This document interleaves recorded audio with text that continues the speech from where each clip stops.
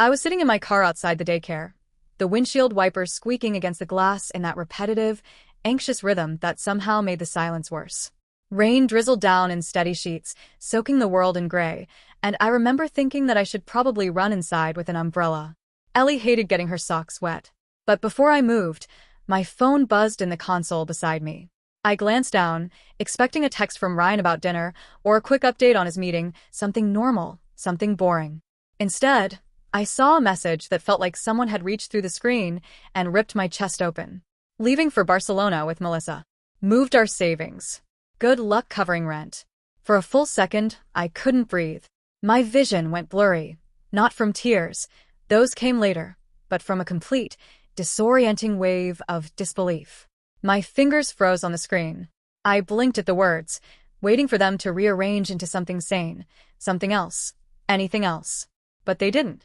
Ryan, my husband, the man I had shared a home, a child, and a bank account with, was telling me he had drained our savings and left the country. With Melissa. Melissa, his coworker. The woman I had stupidly convinced myself was harmless. She came to Ellie's birthday party last year. She brought a gift. I remember that because I'd commented on how thoughtful it was that she knew Ellie liked unicorns. Ryan had just shrugged. I'd let it go. I should have known. My hands were shaking so badly, I dropped the phone into the cup holder. I stared ahead, barely seeing the rain or the playground equipment swaying in the wind. The dashboard clock ticked. The engine hummed softly. Everything around me was still moving like the world hadn't just imploded, like it hadn't just been gutted open with a single, casual text. Rent was due in 4 days. Our landlord didn't accept partial payments. There was no backup account. No rainy day fund. We had both agreed to pour every spare cent into that savings account. $17,412. All gone. And Ellie, my 5-year-old daughter, was inside, sitting in a circle with her friends, probably making crafts or waiting for snack time, completely unaware that everything was unraveling. I didn't even know what to do. I couldn't cry, not yet. My body hadn't caught up to what my brain had just read. It was like I'd been kicked in the gut, but the pain hadn't registered yet. I forced my hand to move, to pick up the phone again. I checked the message one more time, as if rereading it would suddenly change the meaning. It hadn't. It was still Ryan's number, still those same 23 words that had detonated my entire life in a parking lot in North Seattle. I tried calling him. Straight to voicemail. Tried again. Same result. I texted. What the hell is this? Are you serious? No reply. I called again, 5 more times, just to hear that cold, automated woman tell me he wasn't available. I even called Melissa, though I knew it was useless. She didn't answer either. I wasn't blocked yet, but they clearly weren't going to respond. Somewhere between the 4th and 5th attempt, my panic turned into something else. Anger. A slow, burning fury that started in the pit of my stomach and crawled its way up through my chest. He had taken everything. Everything. And he hadn't even had the decency to lie about it with finesse. No, he just dropped a text and disappeared. Barcelona. I didn't even know he had a passport. We'd never talked about international travel, except maybe fantasizing about it late at night when Ellie was finally asleep. It was always a distant dream. Someday, we'd say. Someday, when we had more money. Someday, when Ellie was older. Someday, when we weren't working 50-hour weeks just to break even. Apparently, someday arrived for Ryan the moment he decided to vanish with Melissa and everything we'd saved. I sat there for another 10 minutes, phone clenched in my hand, mind racing. I kept imagining Ellie's little face when I walked in. The way she always jumped up and ran to me with her tiny arms outstretched. How she'd ask, "Are we going to get hot chocolate today, Mommy?" She had no idea that hot chocolate would be a luxury now. That maybe the lights wouldn't stay on next week. That maybe, God, I didn't even know, maybe we wouldn't have a place to live if I couldn't figure something out fast. Finally, I got out of the car, wiping my face with my sleeve though I hadn't cried yet, and walked toward the front door of the daycare like my world hadn't just exploded. I plastered on the thinnest version of a smile when I saw Ellie, holding up some glitter-covered drawing she'd made. "It's a rainbow house," she said proudly. "For us." I wanted to fall apart right there. Instead, I told her it was beautiful, held her close, and tried not to tremble when I kissed the top of her damp hair. That was the moment everything changed. I didn't know what would happen next.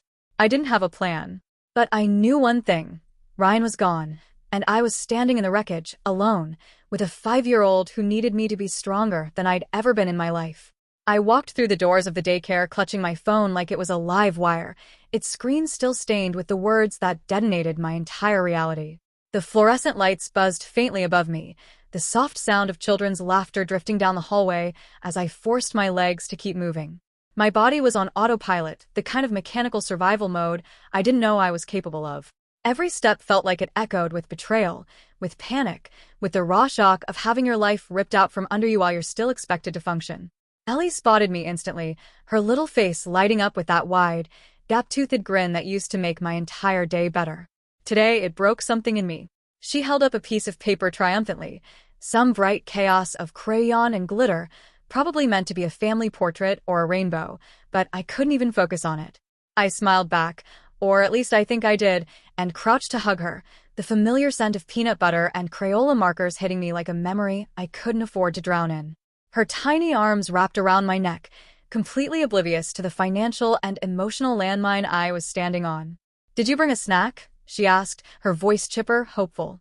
I swallowed hard and nodded because lying seemed kinder than explaining that I didn't even know how I was going to afford dinner tonight, let alone snacks and juice boxes, and the dozen little things that kids need every single day.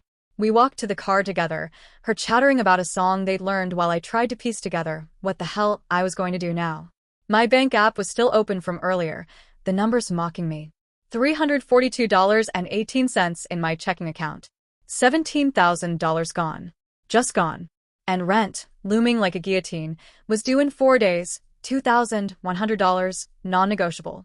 Back in the car, I buckled her in with automatic hands, every movement practiced and numb. My heart was thudding with this unbearable mixture of disbelief and fury, but I couldn't afford to let it show. Not with her in the back seat. Not when her world still looked like rainbows and story time. I gripped the steering wheel so tightly, I thought the fake leather would tear under my fingers.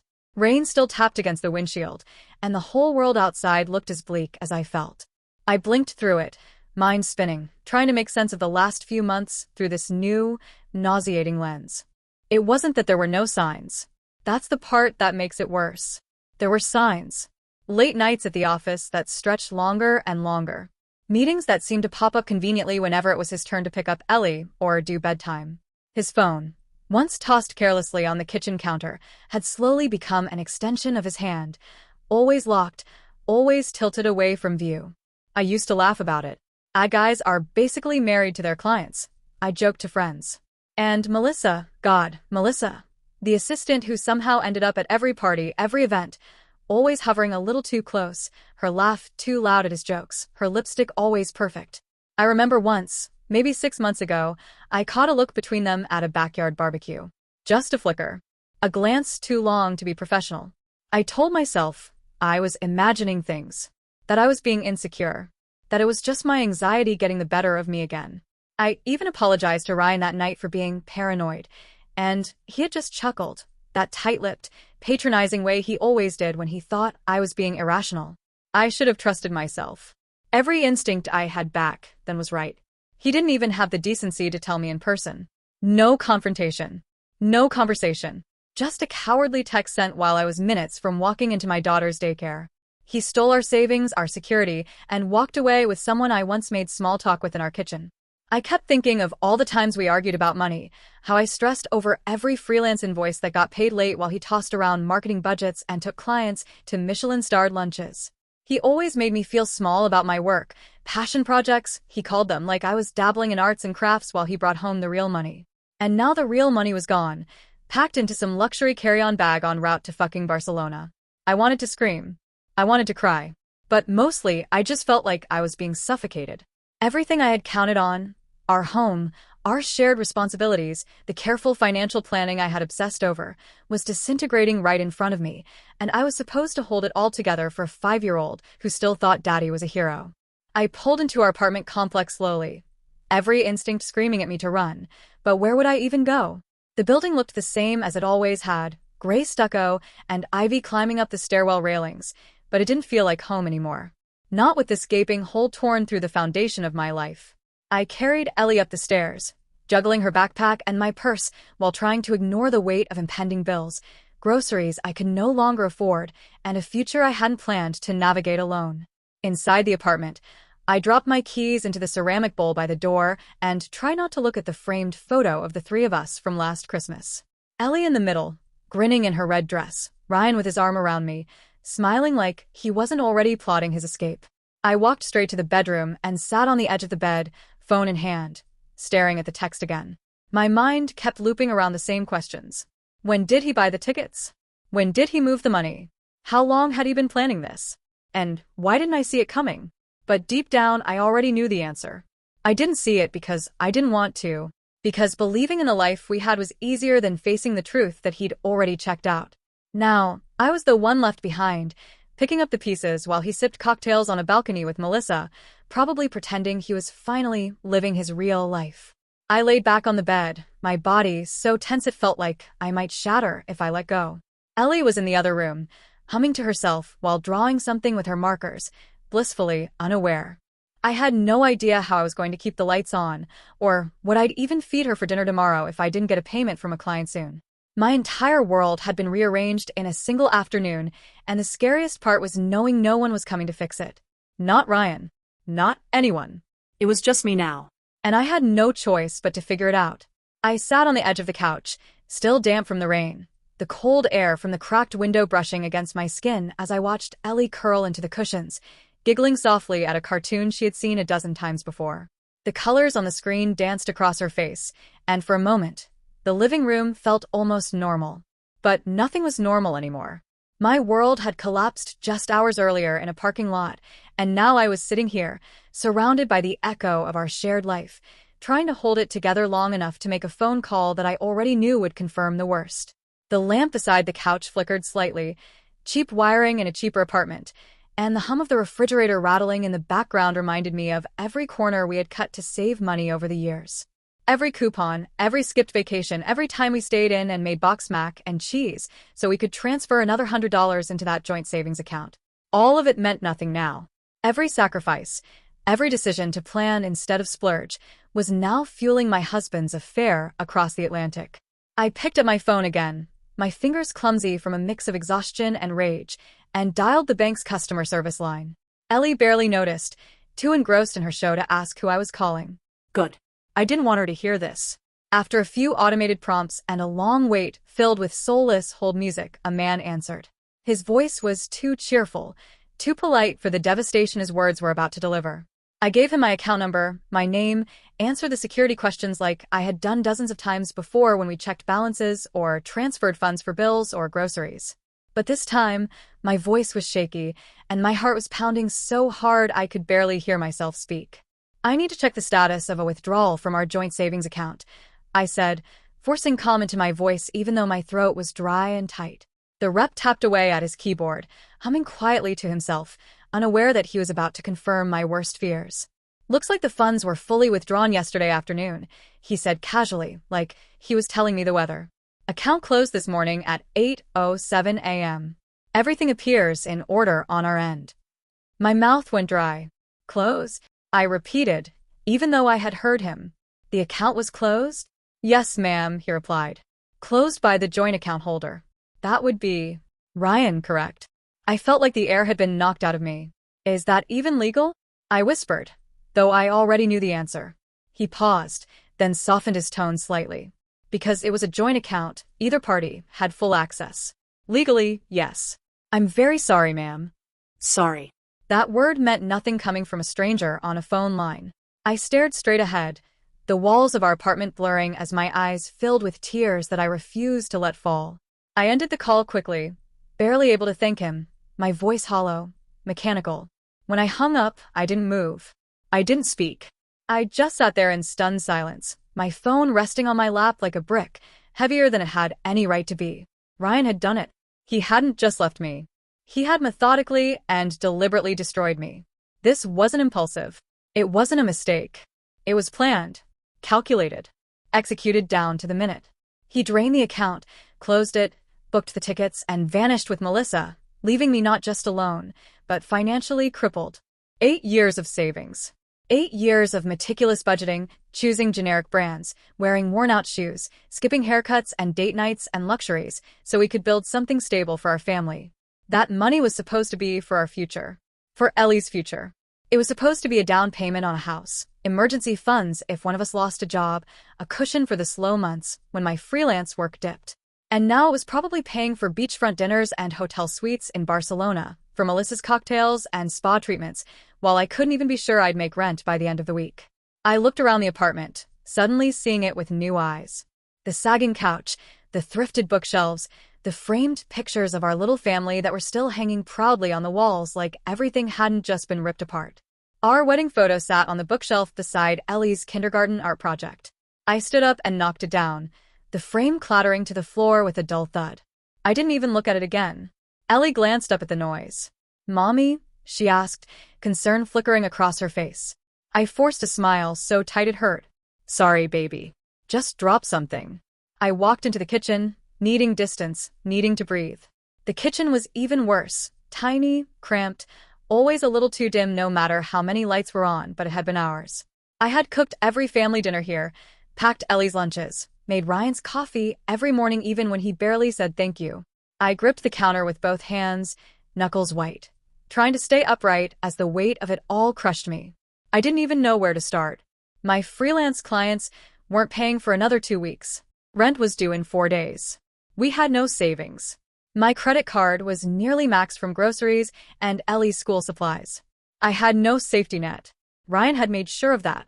And he hadn't just left me in a moment of weakness. He had waited until every financial detail was perfectly arranged, until he could disappear without a trace and leave me holding the debris of the life we had built together. I had never felt so humiliated, so betrayed, so discarded. Not even an argument. Not a warning. Just a text and a cleared-out bank account.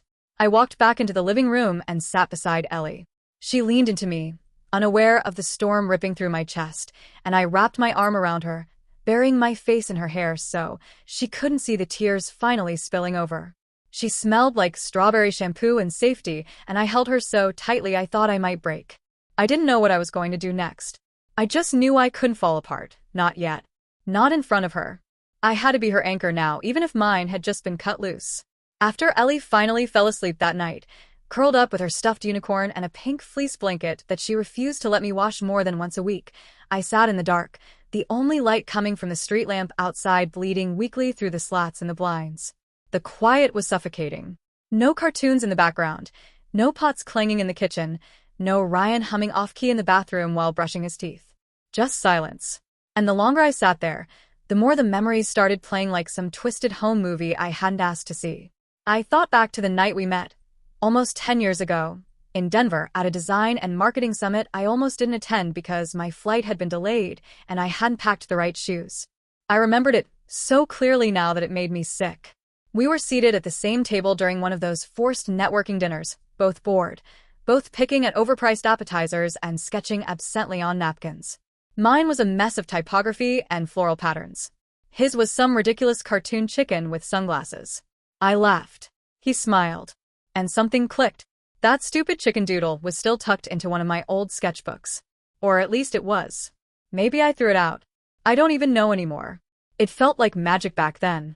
We spent the next 2 nights wandering downtown Denver, like we were the only people on the planet, sharing fries, telling stories, comparing playlists. I told him about my obsession with fonts and hand lettering.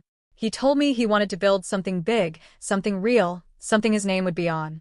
I was young and romantic and stupidly hopeful. So when he asked me to move to Seattle just 4 months later, I didn't hesitate. I got promoted and the timing felt perfect. We found a little starter condo near Lake Union, all beige carpets and bad lighting, but it had a tiny balcony and a view of the water if you leaned far enough out the window. It was ours. I painted the walls myself. He assembled furniture. We burned toast and drank cheap wine on the floor because the couch hadn't been delivered yet. That place was where we became a family. When I got pregnant with Ellie, we were already planning to sell. He said we needed something bigger, somewhere Ellie could ride her trike in the hallways without knocking into everything. But the truth, the part one didn't want to say out loud even then, was that he was obsessed with this startup idea. Some marketing app he swore would disrupt the industry. He showed me mock-ups, told me about the investors he'd lined up, Promised we'd triple our money in 2 years. Just wait, he kept saying.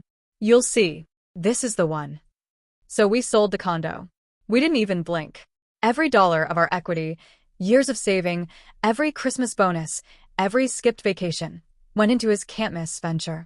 I told myself I was supporting his dream. That's what partners did. I convinced myself it was temporary, that I'd have my studio back soon, that the sacrifices would be worth it. When it failed quietly, then all at once, he acted like it wasn't a big deal. Just a setback. A lesson.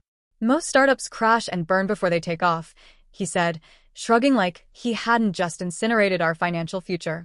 After that, something shifted between us, even if I couldn't admit it out loud. He started working later. I told myself it was the stress. He needed time, space. He started dressing differently, more fitted clothes, new cologne I hadn't bought him, expensive shoes that didn't come from our shared budget. I pretended not to notice. I let it go when he came home from client dinners smelling like whiskey and perfume. When I saw the hotel charge on our credit card, he said it was for a conference he forgot to tell me about. I believed him, or at least I forced myself to pretend I did. I even helped him dispute another charge once when a florist bill showed up under his name. Must be a billing error, he said. I nodded. I lied to myself, over and over again, because the alternative meant facing a truth I wasn't ready to accept. But tonight, sitting alone in a silent apartment with my daughter asleep in the next room, I couldn't lie to myself anymore. Every red flag I had ignored wasn't subtle. It was loud and bright and flapping wildly in front of my face. The late nights, the deflection, the guilt-tripping when I asked questions, the distance in bed, the way his phone was never out of reach anymore. He didn't love me. He hadn't in a long time. He had been preparing his exit quietly, methodically, like a man packing a parachute behind my back while smiling at me over breakfast. And I had been too busy juggling deadlines and daycare pickups and meal planning to notice that he was already halfway out the door. This wasn't just betrayal. It was theft. Not just of money, but of time, of trust, of years I would never get back. He had looked me in the eyes every day while building a life with someone else in secret, while planning a future that didn't include me or our daughter. He let me believe I was still part of the story while writing me out in the margins. The worst part? I loved him, or at least I loved who I thought he was. The man I met in Denver. The man who made dumb chicken cartoons on napkins and danced with me in our empty living room. But that man was gone, and maybe he had never really existed.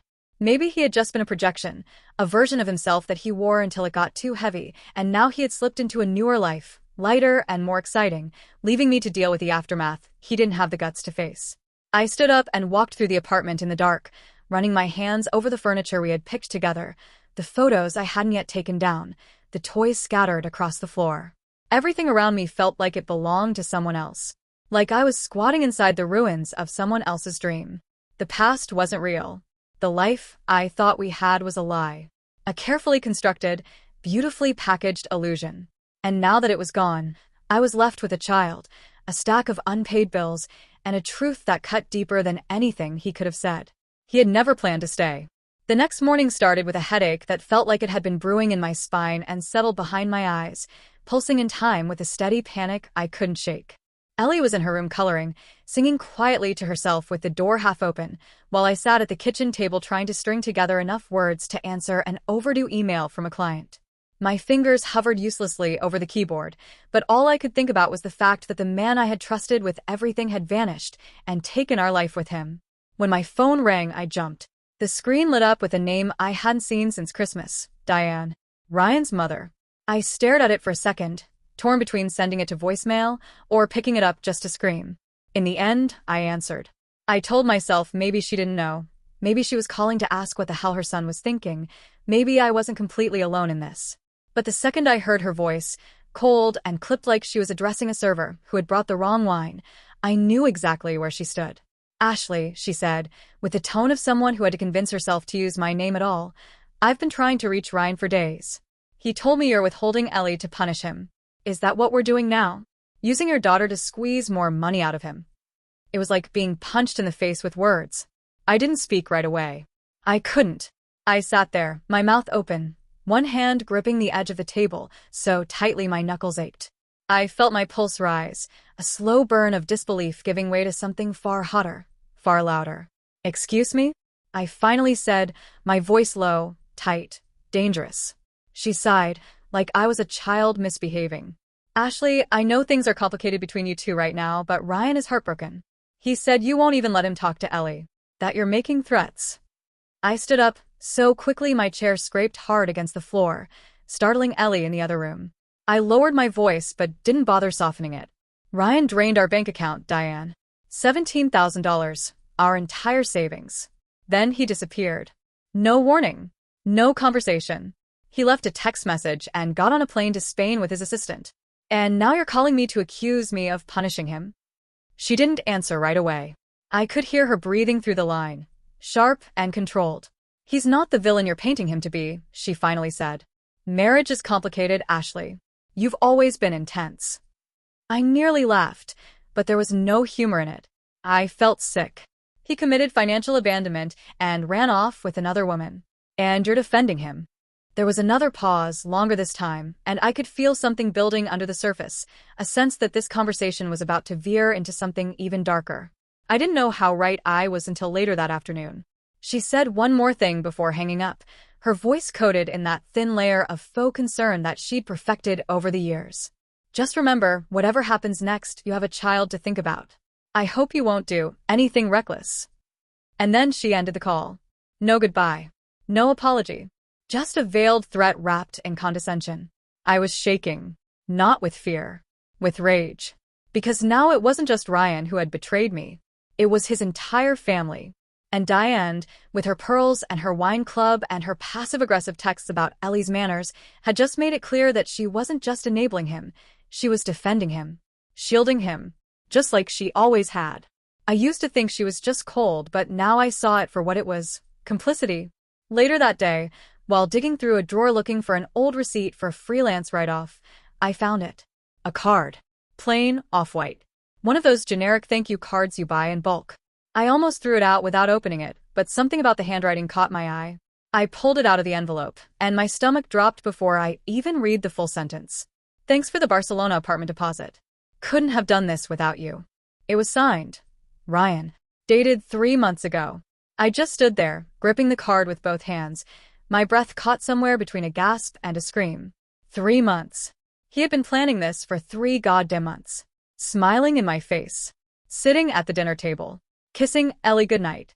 Making jokes about needing a vacation. And meanwhile, he and his mother were wiring money to book apartments in another country so he could disappear. It wasn't impulsive. It wasn't a midlife crisis or some emotional breakdown. It was deliberate. Thought out. Funded and supported by the same woman who now had the audacity to call and accuse me of manipulation. I dropped the card on the table like it had burned me. My vision blurred with white-hot fury, and I had to brace myself against the counter to keep from putting my fist through the cabinet door. Everything I thought I knew about the last year, about our marriage, about our family, was unraveling faster than I could process. There was no confusion anymore, no gray area. Diane had known. She had helped. She had sent her only son away with my child's security, her granddaughter's future, and thought nothing of it. No shame. No guilt. It wasn't just betrayal. It was sabotage. Planned and funded by the people who were supposed to be part of my child's support system. I was never supposed to be more than an obstacle in their story. Just the woman Ryan would eventually grow out of. And now that I was no longer useful, they were ready to erase me, even if it meant tearing my life apart in the process. But they underestimated one thing, me. Because I wasn't going to be erased. Not by Ryan. Not by his mother. Not by anyone. The next morning started with a headache that felt like it had been brewing in my spine and settled behind my eyes, pulsing in time with a steady panic I couldn't shake. Ellie was in her room coloring, singing quietly to herself with the door half open, while I sat at the kitchen table trying to string together enough words to answer an overdue email from a client. My fingers hovered uselessly over the keyboard, but all I could think about was the fact that the man I had trusted with everything had vanished and taken our life with him. When my phone rang, I jumped. The screen lit up with a name I hadn't seen since Christmas, Diane. Ryan's mother. I stared at it for a second, torn between sending it to voicemail or picking it up just to scream. In the end, I answered. I told myself maybe she didn't know. Maybe she was calling to ask what the hell her son was thinking. Maybe I wasn't completely alone in this. But the second I heard her voice, cold and clipped like she was addressing a server who had brought the wrong wine, I knew exactly where she stood. Ashley, she said, with a tone of someone who had to convince herself to use my name at all, I've been trying to reach Ryan for days. He told me you're withholding Ellie to punish him. Is that what we're doing now? Using your daughter to squeeze more money out of him? It was like being punched in the face with words. I didn't speak right away. I couldn't. I sat there, my mouth open, one hand gripping the edge of the table so tightly my knuckles ached. I felt my pulse rise, a slow burn of disbelief giving way to something far hotter, far louder. Excuse me? I finally said, my voice low, tight, dangerous. She sighed, like I was a child misbehaving. Ashley, I know things are complicated between you two right now, but Ryan is heartbroken. He said you won't even let him talk to Ellie, that you're making threats. I stood up so quickly my chair scraped hard against the floor, startling Ellie in the other room. I lowered my voice but didn't bother softening it. Ryan drained our bank account, Diane. $17,000, our entire savings. Then he disappeared. No warning. No conversation. He left a text message and got on a plane to Spain with his assistant. And now you're calling me to accuse me of punishing him? She didn't answer right away. I could hear her breathing through the line, sharp and controlled. He's not the villain you're painting him to be, she finally said. Marriage is complicated, Ashley. You've always been intense. I nearly laughed, but there was no humor in it. I felt sick. He committed financial abandonment and ran off with another woman. And you're defending him. There was another pause, longer this time, and I could feel something building under the surface, a sense that this conversation was about to veer into something even darker. I didn't know how right I was until later that afternoon. She said one more thing before hanging up, her voice coated in that thin layer of faux concern that she'd perfected over the years.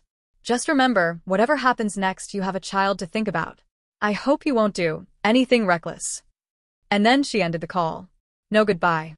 No apology. Just a veiled threat wrapped in condescension. I was shaking. Not with fear. With rage. Because now it wasn't just Ryan who had betrayed me. It was his entire family. And Diane, with her pearls and her wine club and her passive-aggressive texts about Ellie's manners, had just made it clear that she wasn't just enabling him. She was defending him. Shielding him. Just like she always had. I used to think she was just cold, but now I saw it for what it was. Complicity. Later that day, while digging through a drawer looking for an old receipt for a freelance write-off, I found it. A card. Plain off-white. One of those generic thank you cards you buy in bulk. I almost threw it out without opening it, but something about the handwriting caught my eye. I pulled it out of the envelope, and my stomach dropped before I even read the full sentence. Thanks for the Barcelona apartment deposit. Couldn't have done this without you. It was signed. Ryan. Dated 3 months ago. I just stood there, gripping the card with both hands, my breath caught somewhere between a gasp and a scream. 3 months. He had been planning this for 3 goddamn months. Smiling in my face. Sitting at the dinner table. Kissing Ellie goodnight. Making jokes about needing a vacation. And meanwhile, he and his mother were wiring money to book apartments in another country so he could disappear. It wasn't impulsive. It wasn't a midlife crisis or some emotional breakdown. It was deliberate. Thought out.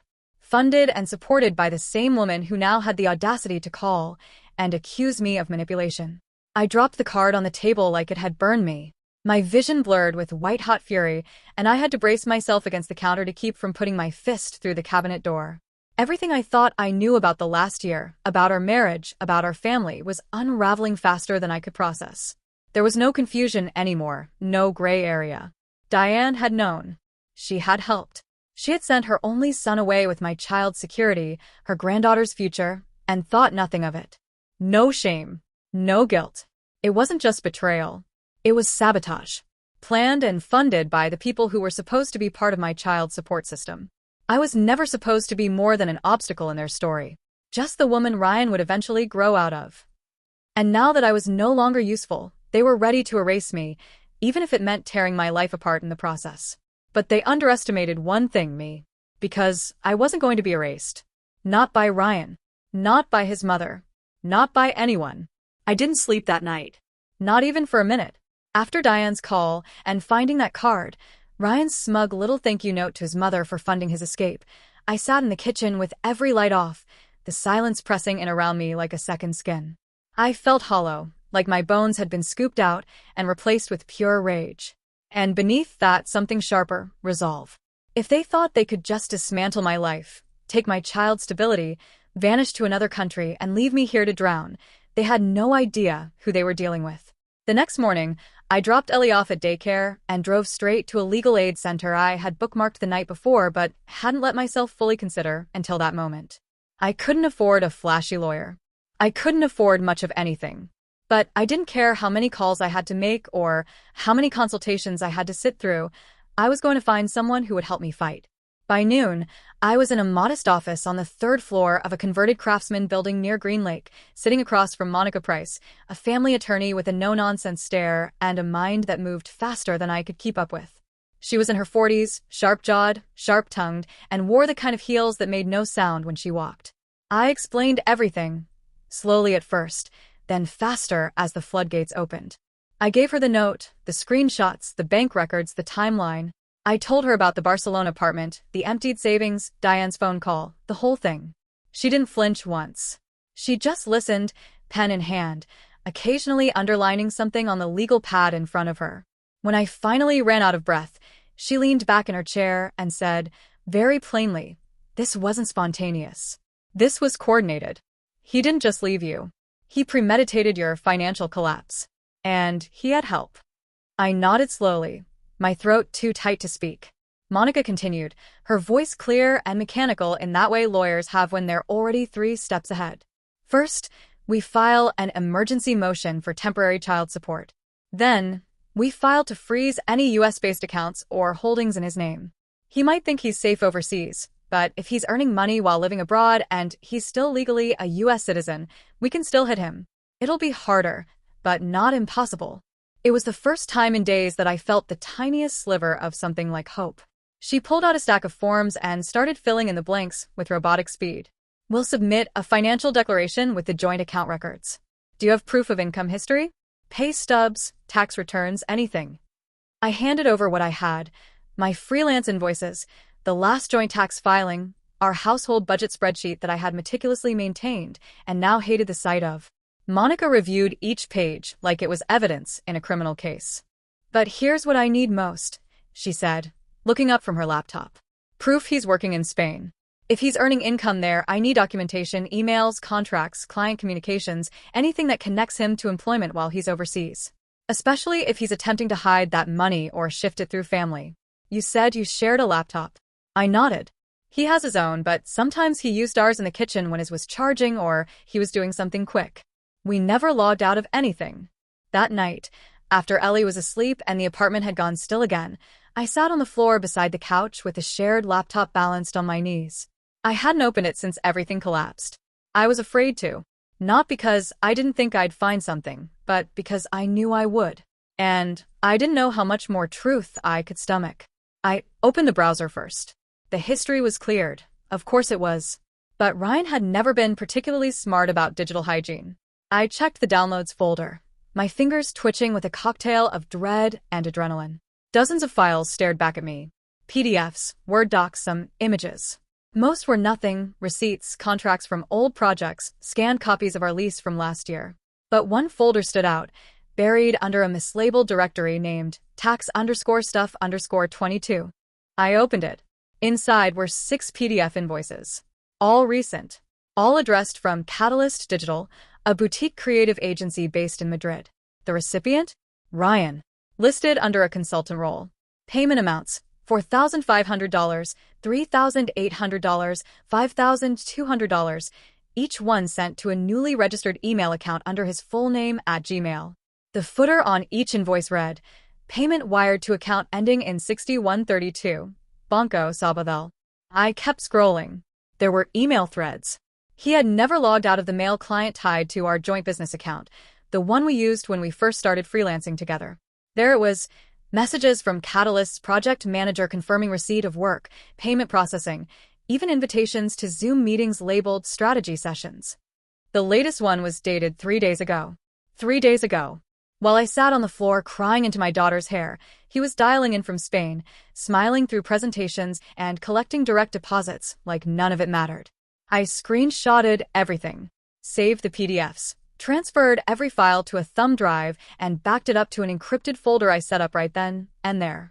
Then I printed the emails one by one, listening to the whine of the printer as the proof of his betrayal came to life on crisp, white paper. There it was. The gold Monica had asked for. Proof that not only had Ryan not disappeared, but that he was earning income, possibly under the table, while claiming to be emotionally and financially ruined to his mother. He had moved to another continent and continued living as though nothing had changed, except now, he had no obligations. No child support. No rent. No responsibility. But that was about to change. Because I wasn't just going to survive this. I was going to make sure that every dollar he thought he'd hidden, every lie he told to cover his tracks, every person who helped him disappear, would be accounted for. He tried to erase me. Instead, I found a paper trail that led straight to him. And now, finally, I had a weapon. My hands were trembling before I even touched the keyboard. The thumb drive with all of Ryan's Catalyst digital invoices sat beside me on the coffee table, but I couldn't stop thinking about the one thing Monica said right before I left her office. If he's earning money through a Spanish employer, there's likely more. The cloud backups, communications with his new firm, relocation documents. People who plan like this leave trails. I couldn't sleep, couldn't think, couldn't breathe until I knew just how deep this rabbit hole went. So I opened his cloud account. I didn't even need to hack anything in the traditional sense. Ryan, arrogant and lazy in his predictability, had never changed the master login credentials we used when we first set up our digital backups years ago. I stared at the password field, then typed in the one that had unlocked everything from banking to Netflix to shared playlists. Ellie's birthday, followed by our wedding anniversary. The screen loaded. I was in. It felt surreal, violating and vindicating all at once, staring into a curated archive of Ryan's secrets. The folders were organized with his usual bland precision: travel, work, docs, medical, legal. I started with travel. Dozens of PDFs. I clicked the first one and felt bile rise in my throat. It was a flight itinerary. One way. Seattle to Barcelona. Booked 6 weeks ago. Under his name and Melissa's. I opened another. Hotel confirmations.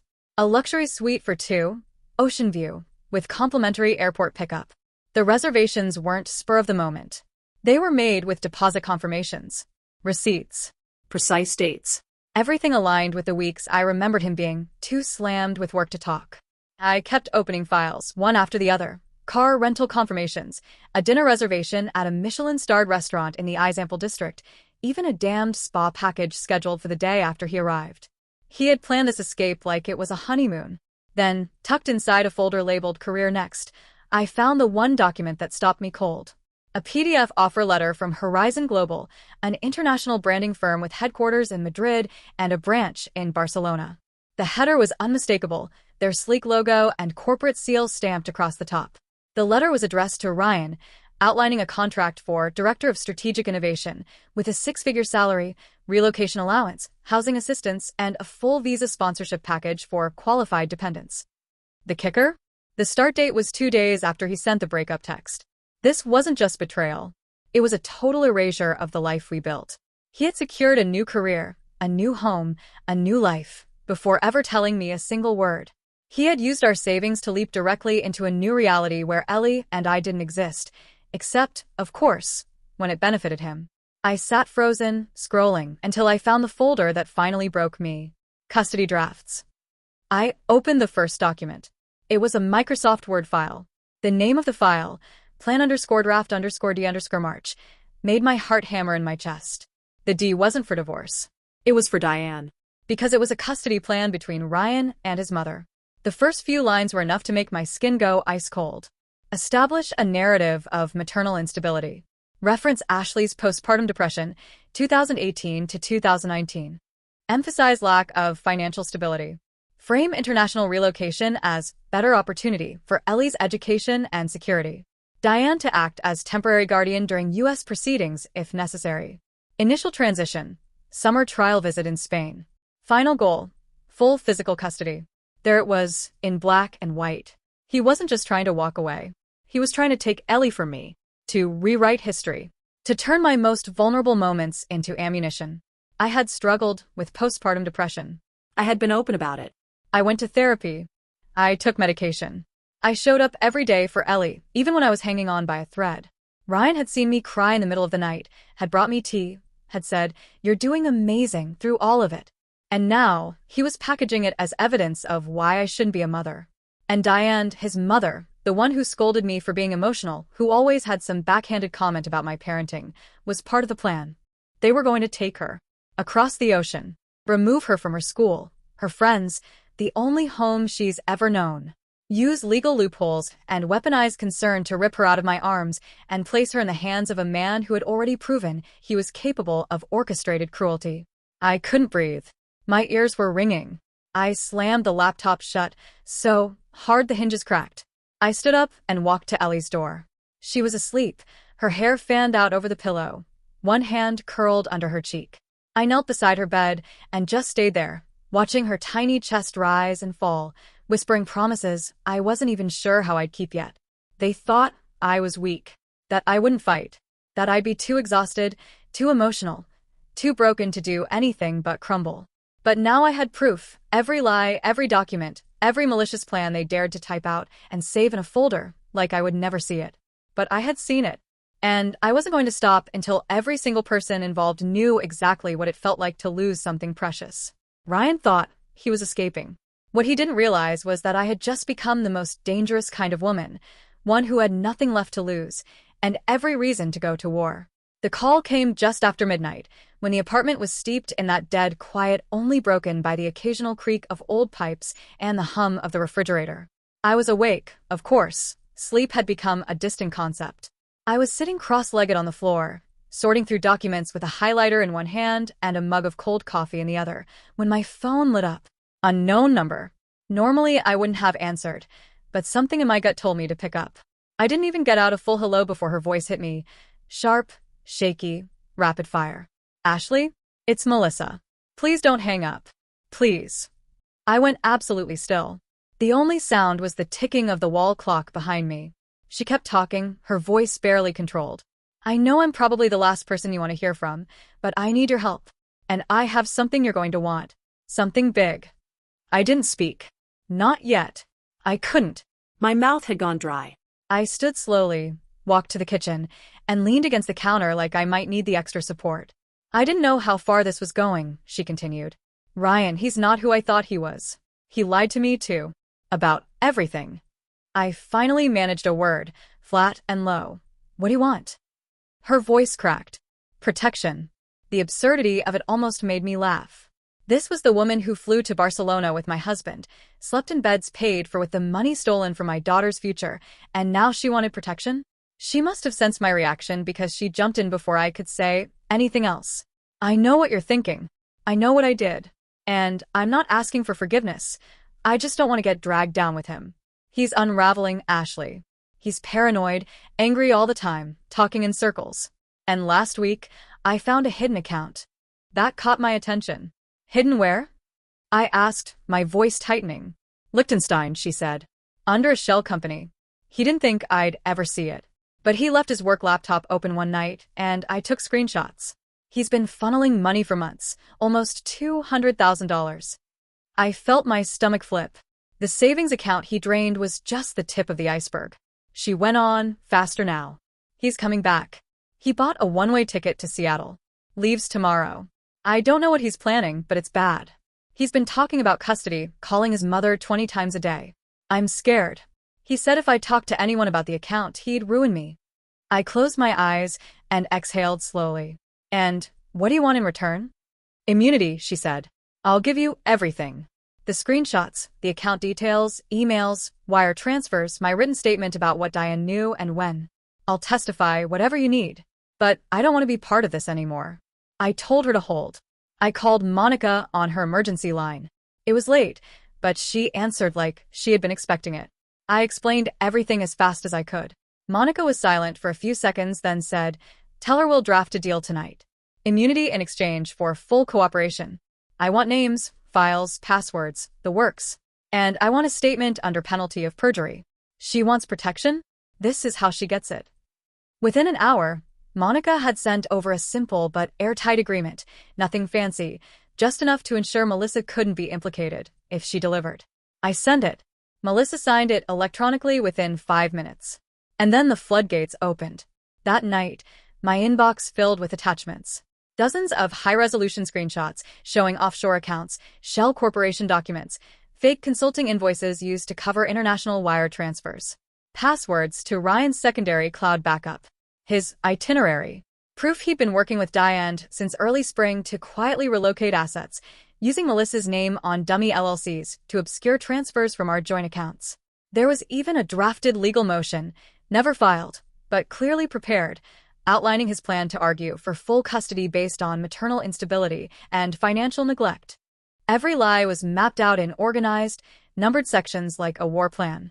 And then there was Melissa's statement. 6 pages long, signed and time-stamped. In it, she admitted to the affair, yes. But more importantly, she detailed the timeline of how Diane helped secure the Barcelona apartment with family funds, how Ryan had been coaching her to lie if questioned, how he spoke openly about using Ellie as leverage, even going so far as to say, if Ashley can't hold things together, she shouldn't have custody. It'll be easy to paint her as fragile. Reading that line made my hands go numb. But I kept going. Melissa even described how Diane had insisted on documenting my depression from years ago, asking Ryan to gather old texts and emails, messages where I had confided in him, trusted him, to use as ammunition. And Ryan had agreed. He had weaponized my honesty, my pain, the moments when I was most vulnerable. By the time I finished reading, the sun was starting to rise. I stood in the pale light of the kitchen, every part of me shaking, not from fear this time, but from the sheer force of what I now held in my hands. Evidence. Truth. Power. They had tried to silence me, Cripple me. erase me. Instead, I now had everything I needed to burn their plan to the ground. The morning of the hearing, the sky over Seattle was the same thick, low gray it always seemed to be when something big was about to happen, like even the weather understood the weight of what I was walking into. I stood on the courthouse steps with Monica beside me, dressed in her usual all-black suit, no jewelry, hair pulled back in a severe knot like she was preparing for battle. And maybe she was, because that's what this was. A battle. Not just over custody or money, but over the truth, over the destruction of a life I had spent years building, and the calculated way it had all been dismantled by the man who once promised to love me. Inside, the hallway outside the courtroom was already tense. Ryan was there, standing stiff in an expensive suit that didn't quite fit him anymore, looking like he hadn't slept in days. Diane sat beside him, her arms folded, eyes scanning me with that same cool detachment she'd used the day she accused me of being emotionally unstable. I met her gaze, and didn't look away. I wanted her to see it, the shift. The difference between the woman they had planned to bury and the one walking in prepared to expose every single lie they had carefully constructed. Ryan had brought a high-powered attorney from some big corporate firm downtown, someone polished and smug with a binder full of pre-packaged arguments. But all I saw when I looked at him was a man who was about to learn the hard way that no amount of strategy can outweigh raw, documented truth. We sat down in front of the judge, a stern woman with a sharp jawline and a reputation for cutting through drama with surgical precision. She called us to order and asked Ryan's lawyer to speak first. He launched into a rehearsed speech about misunderstandings, about emotional conflict clouding reason, about Ryan's long-standing concern for his daughter's well-being. He had the audacity to suggest that Ryan had moved to Spain only for work, that he intended to return, and that I had taken advantage of his temporary absence to deny him access to his daughter. Then it was our turn. Monica stood and spoke with a calm that cut through the room like glass. She didn't argue or speculate, she presented. One by one, she laid it all out. Bank statements showing the transfer of over $17,000 from our joint savings into a foreign account.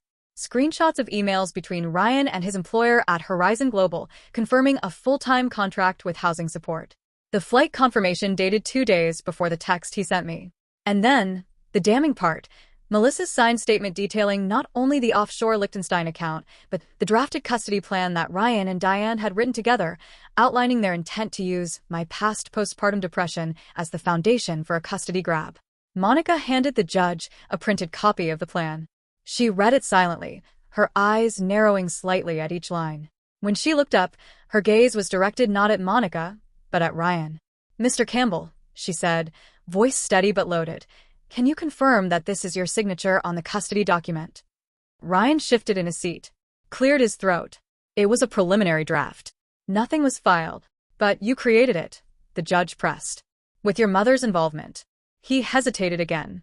Diane leaned in as if to say something, but the judge raised a hand and stopped her cold. Monica wasn't done.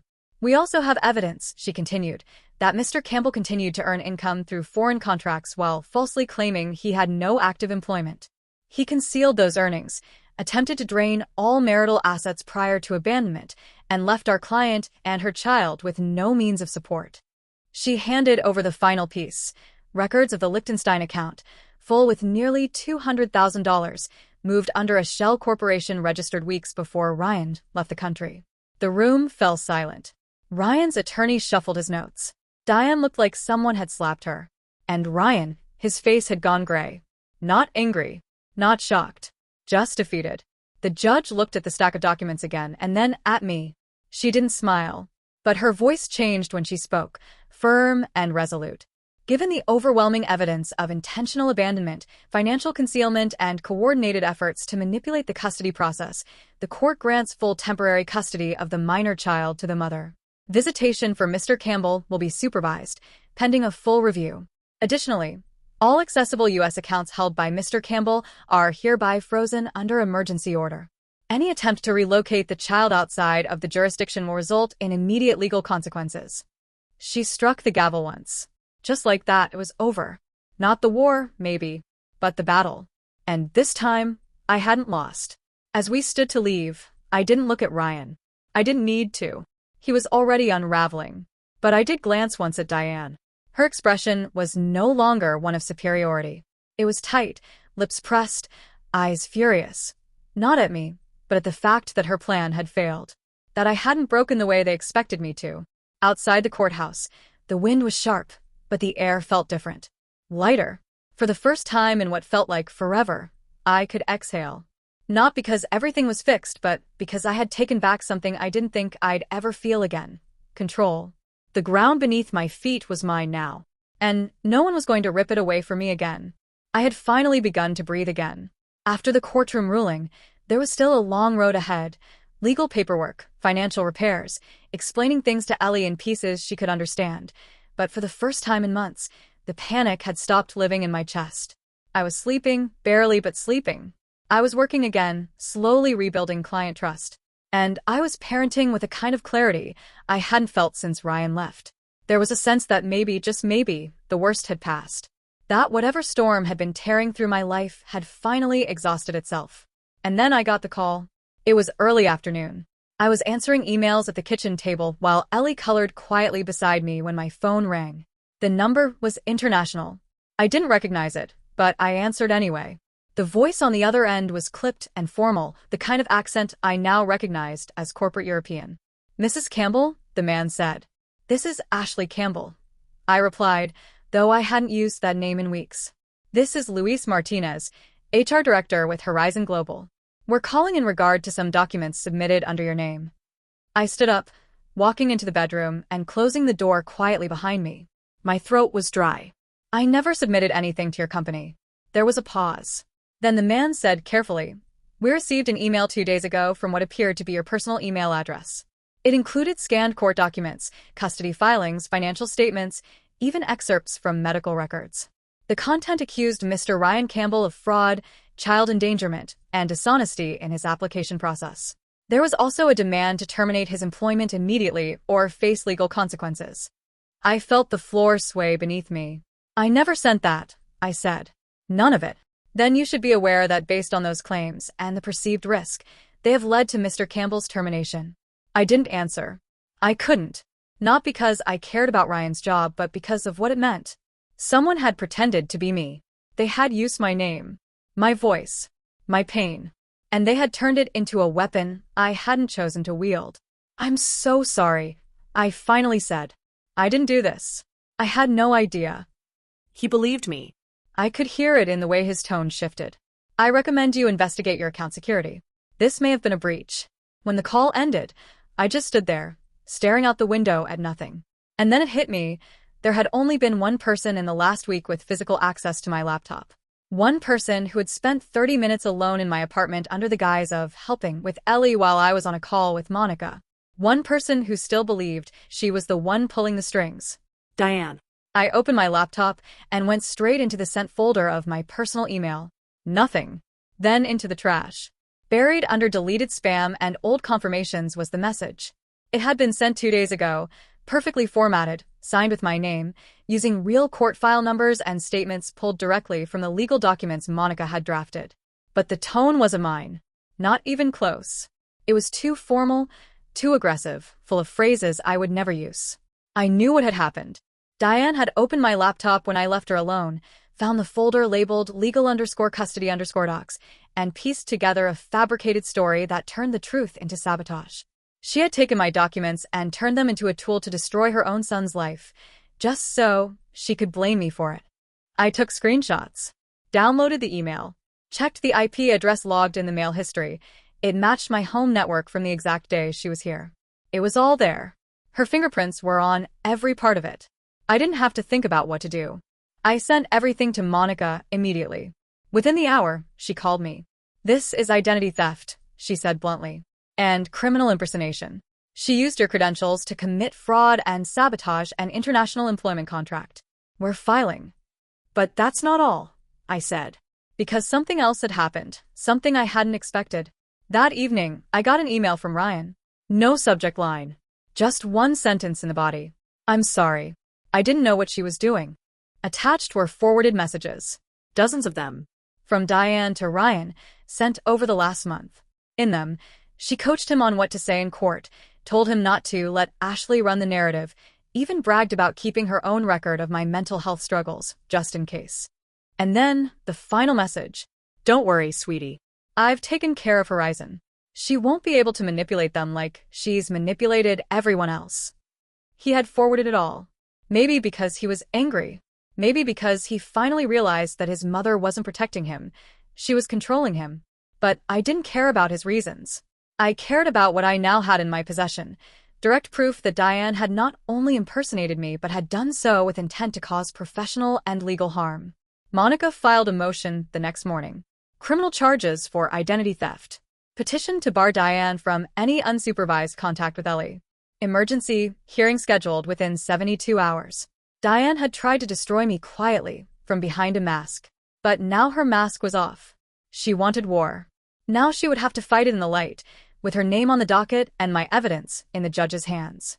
And this time, she wouldn't be able to hide behind anyone, not Ryan, not her money, not the twisted idea of control she had clung to like a crown. She had crossed the last line. And now there was nothing left between her and the consequences. When I got the call that Ryan had landed at Seattle-Tacoma, I was sitting on the floor of Ellie's room folding her laundry, matching tiny socks that somehow still brought me a sense of peace in a world that had spent months spinning out of control. The attorney's assistant didn't waste time with pleasantries, just confirmed that the sheriff's office had intercepted Ryan at customs the second he stepped off the plane, passport still in hand. He had been handed 3 separate envelopes: the restraining order, the formal lawsuit summons for damages and fraud, and a notice of the emergency custody hearing scheduled for later that week. They had prepared for this moment meticulously. Every document was signed, sealed, notarized. There was no loophole, no wiggle room. Ryan wasn't arrested, at least not that day, but he wasn't expecting it either. According to the report I later read, he had tried to talk his way out of it, feigning confusion, claiming he'd come home to fix things. But by then, the damage had been documented beyond denial. Monica made sure of that. So did the trail he had left behind. The hearing was held in a larger courtroom than the first, with a judge I'd never met before, a man who looked over his reading glasses like he'd seen every kind of betrayal known to family law and had run out of patience for all of them. Monica came in with 2 large boxes of evidence, a forensic accountant in tow, and the confidence of someone who already knew we had won. I walked beside her, my heart pounding, but my legs steady. I wasn't afraid anymore. That part of me had burned away. Ryan showed up wearing the same navy suit he'd worn the day he left for Barcelona. It looked more like armor than clothing now, wrinkled and stiff, as if he was still trying to play the part of the professional husband who had been misunderstood. Diane wasn't beside him this time. She was seated further back, eyes sunken, lips thin, her posture that of someone who'd finally realized the game had outgrown her. Her own attorney flanked her, a young man who looked like he was already regretting the client. The judge began with the financial evidence. Our forensic accountant had gone through every statement, every hidden transfer, every suspicious invoice, and he had found more than we ever expected. Not only had Ryan drained the $17,000 from our savings, but Diane had funneled an additional $60,000 from one of her personal investment accounts into a holding company under Melissa's name months before the affair even went public. That money had gone toward Ryan's travel, temporary housing, and legal prep, all disguised as consulting expenses. Every wire, every alias, every shell LLC, it was all laid out in a color-coded timeline on a screen that Monica had connected to the court's projector. No one could pretend they didn't know anymore. And then came the part one had waited for: custody. Monica submitted Melissa's signed statement. She submitted the custody draft that Diane had helped write, the emails Ryan had forwarded, and the falsified message Diane had sent to Horizon Global in my name. The judge listened silently as she read excerpts aloud. Then Monica stood. Her voice never rose, never cracked. She didn't need to shout. The words spoke for themselves. This was not an impulsive mistake, she said. This was a coordinated effort to erase a mother from her child's life, to shift financial assets out of reach, to weaponize mental health and motherhood for the sake of convenience and control. Mr. Campbell abandoned his daughter. Ms. Campbell protected her. And Mrs. Campbell Sr., she paused, glancing toward Diane, has violated multiple state and federal statutes in service of manipulation and identity theft. The judge sat back and took a long pause before speaking. When he finally did, his voice was quiet but final, like a closing door. This court finds that Mr. Ryan Campbell has engaged in financial misconduct, parental abandonment, and has demonstrated a pattern of deceit and manipulation. Effective immediately, he is barred from any unsupervised contact with the minor child. All visitation will take place under professional supervision, at his expense. He is ordered to pay back the misappropriated funds as part of the civil settlement, and any further attempts to alter custody without full disclosure will be treated as contempt. Then he turned to Diane. As for Mrs. Diane Campbell, evidence submitted today supports charges of identity theft, falsification of legal documents, and attempted custodial interference. The court refers this matter to the district attorney's office for criminal review. Until further notice, she is not permitted to contact the minor child or the child's mother directly or indirectly. Any violation will result in immediate arrest. Diane didn't speak. She didn't even blink. She just sat there, slowly folding her hands in her lap, as if she was trying to remember what power had once felt like. When the gavel came down, it echoed like thunder in my chest. Outside the courthouse, the wind had picked up. I stepped out into the street and looked up at the gray Seattle sky that had followed me through this entire storm. It was still heavy, still colorless, but it didn't feel oppressive anymore. It felt honest. Ellie was safe. Not just legally, but truly. The walls were back around her. The people who had threatened to tear her away were either under court orders or criminal investigation. My name was clear. My voice had been heard. And my daughter would never again be used as a pawn in someone else's power play. I didn't win because I wanted revenge. I won because I refused to disappear. And now, for the first time since the message that shattered everything, I was finally whole again. The morning light in Ballard was different. It came in softer, more golden, less filtered by grief. I didn't notice it at first, not consciously, but over time, the quiet peace of it settled into my bones. The new condo sat on the top floor of a restored brick building, with tall windows that caught the early sun and spilled it across pale oak floors. It was open and airy, filled with the hum of distant boats and the occasional clang of seagulls on the rooftop vents. I hadn't realized how tightly I'd been holding my breath until the first morning I woke up there and didn't feel panic wrapped around my ribs. The funds came through slowly, in pieces, court-ordered restitution from the frozen accounts, garnishments structured across months, the return of what had been taken and what had been hidden. It wasn't wealth, but it was justice, and it was enough. Enough to buy security. Enough to start fresh. Enough to let go of the place where Ryan and I had built our false beginnings and replace it with something clean, something untainted by betrayal. I painted the walls myself. Again. Pale creams and sea glass blues. Ellie helped me pick the colors. We made it ours. I returned to design full-time, not just the client work that had kept us afloat, but real projects again, the kind that made me feel sharp and alive. I stopped apologizing for my ambition. I rebuilt my portfolio from scratch. I said yes to meetings I would have once dodged. People remembered me not as Ryan's wife or the woman from that messy legal case, but as someone who could create beauty out of chaos. I liked that. Ellie adjusted faster than I expected. Children are like that, resilient in ways that humble you. Her preschool teacher said she was thriving. She made friends easily, gravitated toward stories and drawing, always with the boldness I wished I'd had at her age. She never asked much about the court or the storm we'd been through. But I saw it in her, in the way she clung to me a little longer at bedtime or asked to double-check the lock some nights. We talked openly, in age-appropriate ways. I told her that families don't always stay the same shape, but that love isn't smaller because of it. That some people love from far away, and some people forget how, and some people just were meant to stay. And she accepted that, in the way children do when they trust her telling them the truth. Ryan didn't try to return. After the ruling, his name appeared in a handful of trade publications tied to the scandal. Terms like misappropriation, conflict of interest, and custody interference followed him into professional darkness. He disappeared from the companies that once proudly flaunted his portfolio. He faded. He sent one email, months later, unsigned and hollow, more excuse than apology. I never replied. It didn't come from him. It came from the version of him that still wanted control. I deleted it without a second thought. Diane's fall was colder. Her social circle, tight and ruthless, closed around her like a bear trap. She lost board appointments. Friends distanced themselves. People who once praised her now whispered. Her indictment moved forward in its own slow, grinding pace. I didn't follow the details. I didn't need to. The damage she did was hers to carry now. I had put it down. There were still days when I felt the echoes, when I would step into the elevator with a sudden tightness in my chest, or find a file from the old case buried in a drawer and feel the old nausea stir. But they were passing moments, fleeting, and I let them pass without chasing them. One night, a few months after we'd moved in, I was brushing Ellie's hair after bath time, her soft curls still damp, smelling like lavender shampoo and warm air. She sat on her bed in her favorite pajamas, the ones with tiny stars on them, legs swinging gently over the side. The night had been ordinary, grilled cheese, puzzles, story time. And then, in the quiet, she looked up at me with wide, curious eyes and asked, "Will Daddy visit us again?" I froze for just a second. Not in fear, not in sadness, just in the awareness of the moment's weight. I set the brush down slowly and met her gaze. "Maybe," I said gently, tucking a curl behind her ear.